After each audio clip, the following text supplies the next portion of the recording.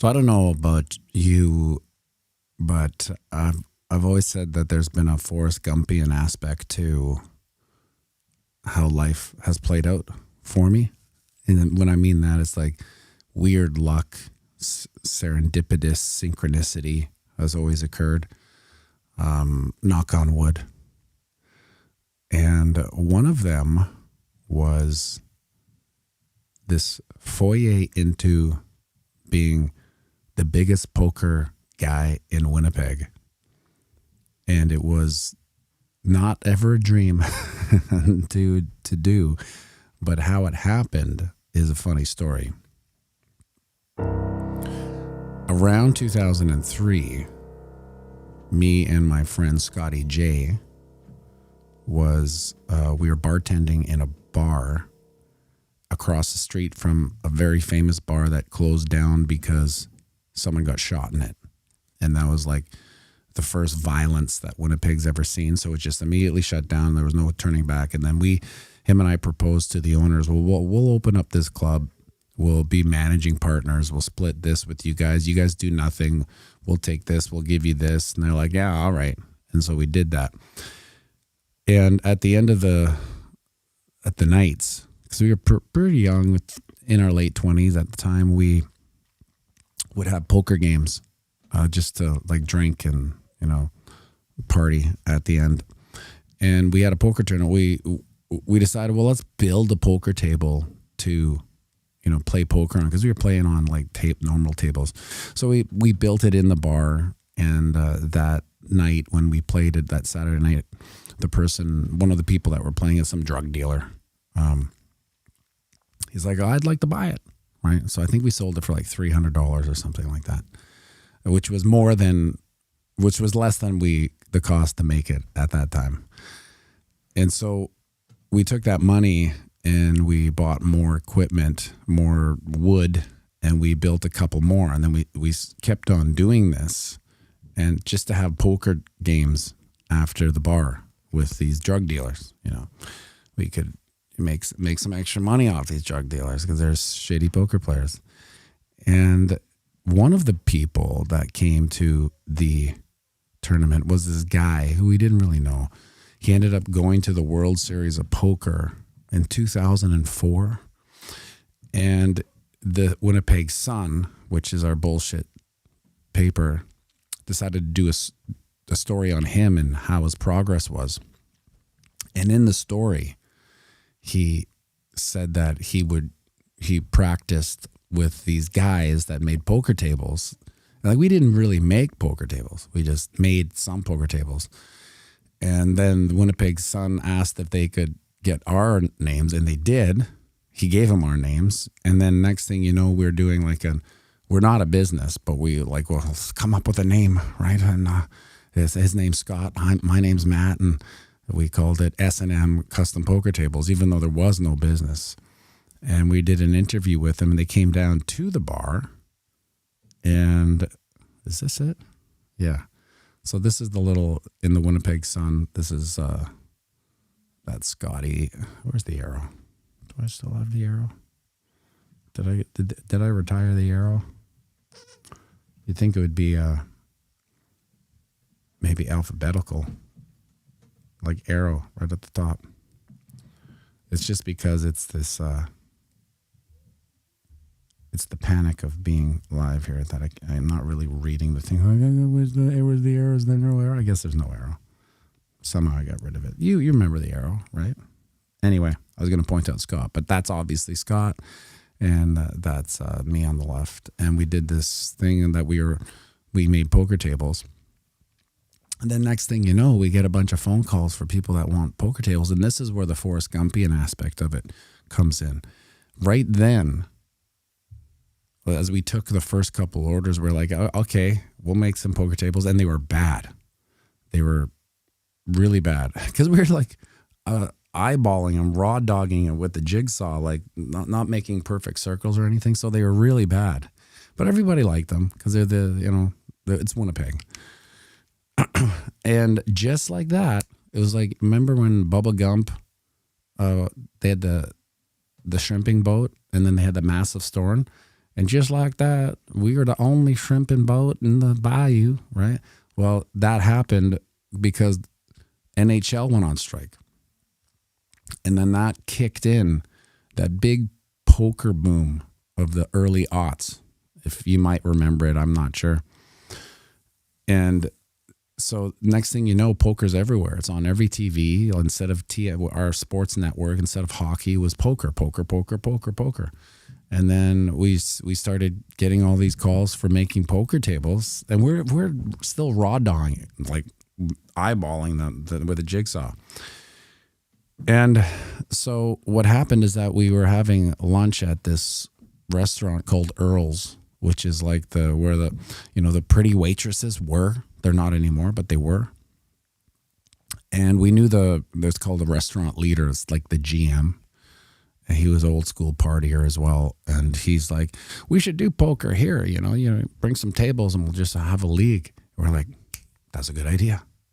So we did that with him. On Monday nights, we brought in 4 tables and people would come and play poker for free and win some trinket, right? And then that started to spread to the point where we had multiple restaurants and hotels a night running their own poker league. So the bar was over and we were just poker delivery guys. We would just wake up in the morning, drive this trailer filled with poker tables around the city and just pick them up or drop them off it's Tuesday, so we're going to the Curtis and we're going to the A and all these bars in Winnipeg. And then Wednesday was the same thing. We just did it all day. It took us all day to just drive these poker tables around. And in the midst, we were also like the poker guys of Winnipeg. So we were always invited to these poker tournaments. And I hated poker because I hated poker players. They were always, they were the Dungeons and Dragons guys, fat, no girlfriend, lives with their mom. And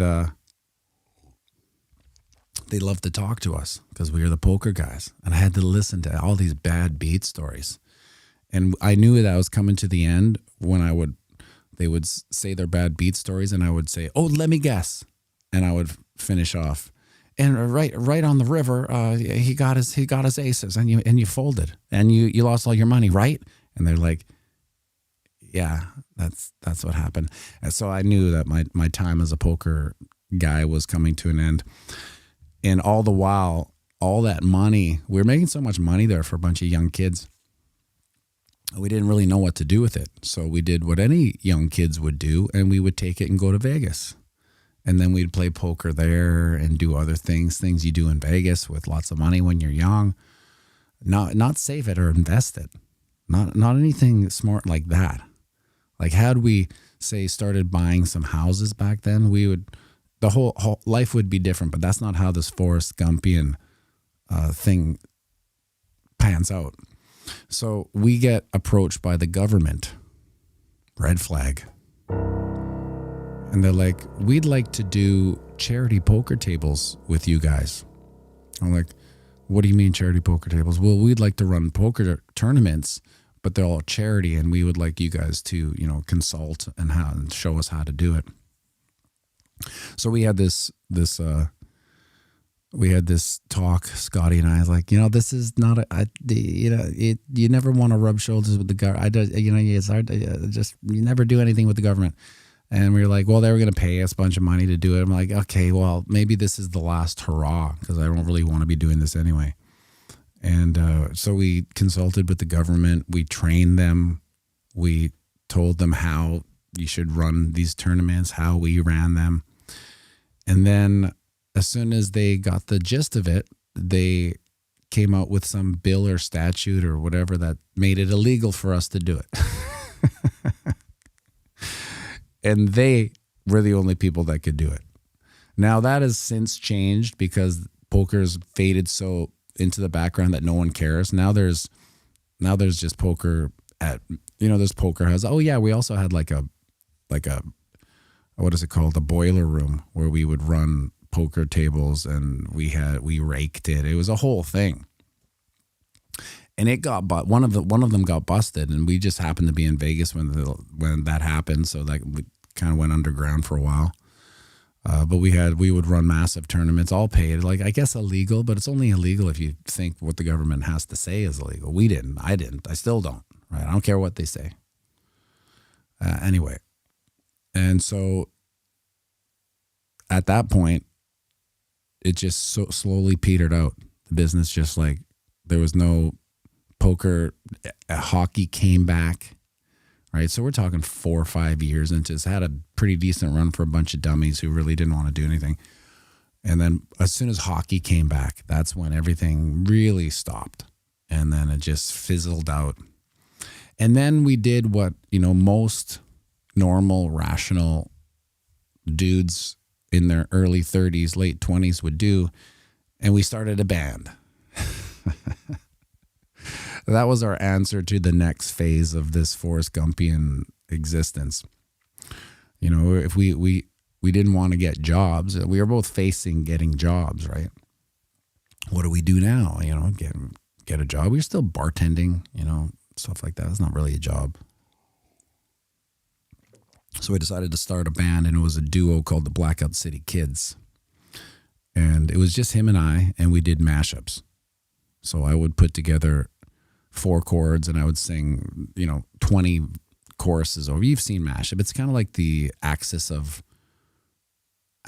chords or whatever. It was like that, but we would do just mashups, and it became pretty popular for those same places that we had the poker. We are now the guys, the band, but it had a life of its own when it came to events and corporate events, because it was popular with corporate events because it was kitschy, campy, niche, and original for what they normally get. They usually get the just whatever the guy in the corner. But we were also partiers at the time, so we would party with these boring corporate type people, right? So we were like the life of the party, not trying to be. We just naturally were at that age.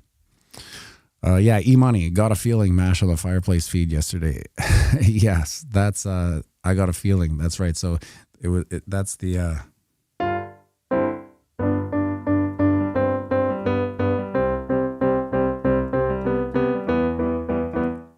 that's it. The whole song is those 4 chords, and it's even easier on the thing. So yeah, that's what we would do. We would do mashups for these corporate events. But Scotty, who's 6'5", he's a big dude, got scouted for a movie called Wrong Turn. And he had done a little bit of stunt work because he's big. Every city needs one big stunt guy, and he was the guy.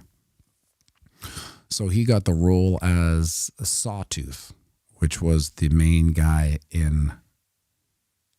Did I cover what's going on here? Sawtooth, yeah, there he is. So that's Scotty J. Where's this arrow, for fuck's sake? Should I use the middle finger? Where's the middle finger? Oh, well. This is not going as smoothly as I would anticipate it to go. Anyway, that's Scotty. He went into production, and he was the lead cannibal on Wrong Turn 4. Now, I think this came out 2010, 2011, something like that. And this was how the song Wrong Turn 4 came into fruition. The song that is, by any monetary metric, the most popular song that I've ever written, because it's essentially the only one that pays any residuals, because it's in this movie. So every month, like, it pays my phone bill, essentially, allegedly. And the way this came up is that the director, who since has passed away, liked Scott. Now, I don't know if he liked Scott, or he just like dudes like big guys. Like, they kind of look at them like you would like your favorite quarterback or something, right? Or a wrestler or something. And he said, Scotty, why don't you, I like your band. I heard you're in a band, right? Why don't you write us a song for the movie? And so Scotty phoned me and said, we need a song for this movie. We Access of Awesome. That's right. Cole's Content. we could maybe get a song in this movie. I'm like, okay, I'll write one. And he's like, well, we need it in 5 hours. I was like, it's noon. Like, I just woke up. And he's like, well, I mean, if you can do it, you can do it. If you can't, you can't. And I'm like, okay. Okay. And at the time, I was working on another mashup called MGMT mashup, which was the chords to...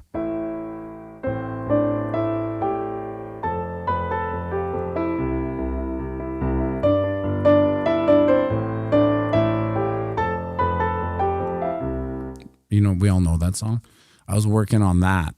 It later became like one of our more popular songs that we did, because that's the axis of awesome chords inverted, right? It's the inversion of Don't Stop Believing, but that's what... You're coming on their own, got me 10 feet. Oh no, now I'm singing another song.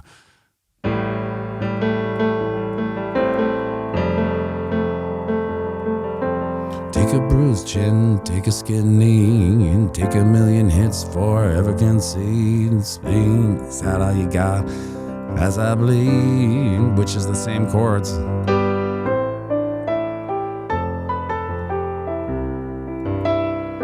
Anyway, because I was working on that song, he needed it in 5 hours. I just happened to be able to do that, record it, and in 4 or 5 hours, got it to him. Strangely enough, but that's the beauty of time, right? When you have time constraints, you know, work fits time. Had I 2 weeks, maybe I wouldn't have done it. Like, oh, I'll start it tomorrow. I'll start it on the weekend. Then, of course, we'd have gigs and party, and I wouldn't do it. I'll do it Monday. You know, I'll do it Tuesday. So the expansion of time would have probably hindered the progress, but because I only had 5 hours. Now, if you ask any songwriter, producer, can you do a song in 5 hours? They'd probably say yes. But whether they can or not is another story. Like, we all think we can, but in this situation, like if you ask me now, can I turn it around in 5 hours? Be like, yeah, but it'll probably be shitty, right? I can do a song in 5 hours, but whether it's good or not is another thing. But that happened to be, you know, a little magical 5 hours, and I was able to get it off, and then that is the song that is still. These are like the poker tables that we used to make, right? But that was once we got the CNC machine cutting everything into perfect geometry, and then some guy approached us to sublimation dye the felts, so we could put, if we were at Earl's, we could put Earl's logo, or people wanted whatever, like a Terry Crow's Poker Emporium, we could put it on, and it was just sub-dyed right into the thing. That's why that was by the end of it why people really liked these tables, because they were very personal. We could make them for your specifications. And so that would have never came out of unless. So if we go back, if we reverse Forrest Gump, that song "Wrong Turn." Scotty, I'm actually pointing at these things, but you can't see. Scotty and Wrong Turn 4, in the poker company, in the library, and bartending. That's why I think bartending is like such a crazy thing. It leads to so much stuff. Had we not bartended in the original spot before that first bar that we kind of partnered with, none of this would have happened. But it was just that weird little harebrained scheme. And it was like when we pitched the owners of the bar, like of the property, they were like, they looked at us and said, "Are you guys joking? You want to take half of this bar?" I'm like, "Yeah, well, we're going to do all the work, but we'll take half." And they're like, look at each other, and they're like, I gave Scotty, I go, "We got a 20% probability of this happening, but if it happens, it'll be worth it, right?" It was a real Hail Mary. And they just looked at each other, and they're like, they're probably losing money on the property, like they're paying the lease anyway. They're like, all right. We couldn't believe it that he said yes. But them saying yes, the bar was called The Library, and we went to this bookstore that was closing down in the neighborhood. It was like, obviously they're going out of business. And we're like, "How much for all your books?" And she's like, "Well, you know, it's worth these books are worth a lot of money, but I mean, I'll take $1,000. And we had like a budget of $5,000 to renovate this bar, which is nothing. $5,000 to renovate a bar is nothing. So we gave her $1,000, cleared out all our books, and then we just paper mache'd the whole place in the pages of the book. All right. So it was like very cheap wallpaper. So the whole place looked like just, anyway, that was the library. But that was because of the harebrained scheme bartending, going out on the limb, Hail Marrying these owners of these old bar, them saying yes, us doing the bar, then doing the poker tables after, then this guy going to the World Series of Poker, and then the son interviewing him and him giving us our name, and then us doing this paper thing, and then starting it, and then hockey going away and poker becoming big, and then having to do something else. You know, we've been working together for so long. We were like, well, let's just start a band, right? He played the guitar, I played the guitar. And had we not started that band, you know, not Wrong Turn wouldn't exist, you know, but in that, Scotty had to be scouted at a gym to get into this movie, then get into the movie. And then the guy, the director who died, has to like him. And then Scotty's got to ask me for a 5-hour song. The rest is history. Speaking of old history, look at this price action, my friends. I want to talk about took a wrong turn. Oh, there's the there's the finger. Why does it show up here and not there? It's apropos for price action, don't you think? Well, let's use it. Look at this price action. Doing absolutely nothing. Now, have we lost? We're just holding on to 66. But let's get rid of this. We'll get rid of this now. It's done its skit here. We could argue, I could put in another line of resistance right here, right at 66K, because it is a psychological support that I expect to lose. I expect to lose it because, listen, folks, our bags are packed for the 200 moving average. We're going to 200 moving averageville. We've been there before, though. Remember we took the kids there a few years ago? We got this commemorative mug there, the Bitcoin Crypto Morning TA at the 200 moving averageville, the pavilion. I also got a shirt that says my parents went to 200 moving average and all I got was this shitty shirt. I have that I'll wear tomorrow. And that's where we're going to go. So the quicker we go there, here's the thing. If we go there quick, it doesn't matter. You know, we want to get it over with. We want price action to bottom, and then let's, you know, enjoy the slow rise back up. It doesn't really work that way. We have a time constraint on this. Basically till October. Well, yeah, so what are we? February, March, April, May, June, July, August, September, October. 8 months. I thought it was shorter. I thought it was 6 months. We got 8 months here to dance with the devil, do nothing, right? It's going to be long, and there's going to be a lot of geopolitical fundies that come out. You know, it might move the price down a bit, might move the price up. Now, don't forget, I do expect a relief rally to 74.5, where these peepers are, right? It looks like nothing here, right? Look at how far are we now? Let's check this from 66. It's 13%. So you can imagine a 13% pump up would be, at this point, pretty mind-blowing, you know, because we've all been retarded into submission. Like, but nothing, right? 13% to the upside, we'd be back. Where back bros would be up in full force. And we would think that, but this is that bull trap I think I was talking about in the video yesterday. And that's the beauty of it, because get a position ready for 50K.